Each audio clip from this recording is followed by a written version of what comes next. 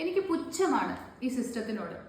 എട്ടും പൊട്ടും തിരിയാത്ത കുട്ടികളെ പഠിപ്പിക്കാൻ വേണ്ടിയിട്ട് വല്ല നക്കാപ്പിച്ച ഇട്ട് കൊടുത്താൽ കിട്ടുന്ന ആൾക്കാരെ വെച്ച് സ്കൂൾ റൺ ചെയ്യുന്ന അധികൃതരോട് എനിക്ക് പരമപുച്ഛമാണ്. കുട്ടികളുടെ സൈക്കോളജി മനസ്സിലാക്കാതെ, കുട്ടികൾ എന്തുകൊണ്ടാണ് പഠിക്കാത്തത് എന്ന് അന്വേഷിക്കാതെ, കുട്ടികളെ അടിച്ച് പേടിപ്പിച്ച് പഠിപ്പിക്കാൻ ശ്രമിക്കുന്ന ഈ സിസ്റ്റത്തിനോട് എനിക്ക് പരമപുച്ഛമാണ്. ഓട്ടിസവും ADHD ഒക്കെ വളരെ കോമൺ ആയിട്ട് കേൾക്കുന്ന ഈ കാലഘട്ടത്തിൽ എല്ലാ പാരൻസിനും അറിയേണ്ടത് ഒരൊറ്റ കാര്യമേ ഉള്ളൂ: എൻ്റെ കുട്ടിക്ക് ഓട്ടിസം ഉണ്ടോ, എൻ്റെ കുട്ടിക്ക് ADHD ഉണ്ടോ എന്ന്. അത് അല്ല എന്ന് പ്രൂവ് ചെയ്യാൻ വേണ്ടിയിട്ടാണ് കുട്ടികളെ വളരെ ചെറുപ്പം മുതലേ അടിച്ചു പഠിപ്പിക്കുന്നത്. അടിച്ച് എഴുതാനും അടിച്ച് വായിക്കാനും പഠിപ്പിക്കുമ്പോൾ ഇങ്ങനെ പഠിച്ചത് കൊണ്ട് ആ കുട്ടിക്ക് എന്തെങ്കിലും മെച്ചം ഉണ്ടാവോ എന്ന് ആരും ആലോചിക്കുന്നില്ല.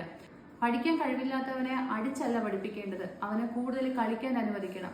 അവനെ ഫിസിക്കലി ഒരുപാട് തരത്തിലുള്ള ആക്ടിവിറ്റീസിൽ എൻഗേജ് ചെയ്ത് വെച്ചാൽ അവന്റെ ന്യൂറൽ പാത്വേ അല്ലെങ്കിൽ ന്യൂറൽ കണക്ഷൻസ് പ്രോപ്പർ ആവും, അവന്റെ ബ്രെയിൻ ഡെവലപ്മെന്റ് പ്രോപ്പർ ആവും, സ്വാഭാവികമായി പഠിക്കാനുള്ള കഴിവും മെച്ചപ്പെടും. പഠനം എന്ന് പറയുന്നത് സ്വാഭാവികമായി നടക്കേണ്ട ഒന്നാണ്.